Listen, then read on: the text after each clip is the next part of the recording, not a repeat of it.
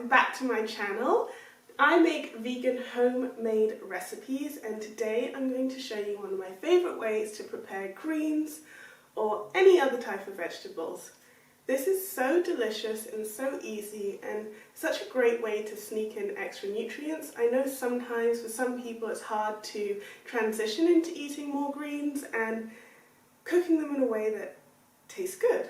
So here's a 10-minute recipe that I like to use, and it's a perfect side dish, and also you can chuck it into all sorts of other things. You can chuck it into curries, you can chuck it into stews, or you can serve it in yogurts as a dip cold.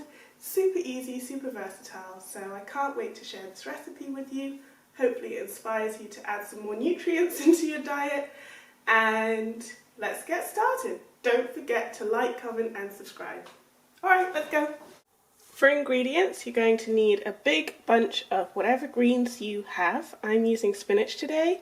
Greens tend to wilt down, so use more than you think.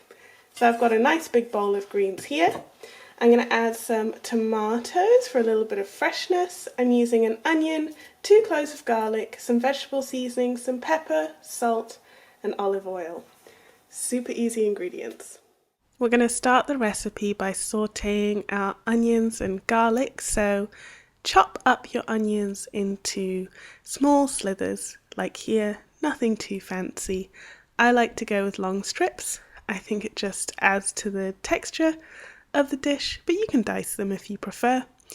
So make sure you keep your fingers out of the way. Then you can peel your garlic. I crush it with the back of a knife to make it a little bit easier, and then I'm chopping that up nice and fine.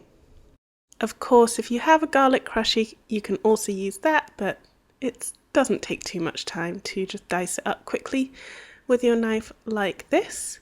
Then I'll be heating up a pan on a high heat, because this is a really fast recipe, and adding in about a teaspoon of olive oil.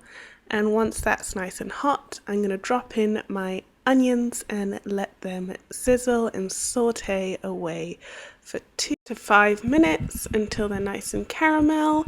Once they start to caramelize, I season heavily with pepper and add just a smidge of salt right from the base. We will be adding in a stock cube or vegetable seasoning, which also has salt, so don't put too much salt at this stage to not over season the dish. And then I'm going to chuck in my garlic, saute that for 1 to 2 minutes. We don't want to burn that garlic before piling in your greens.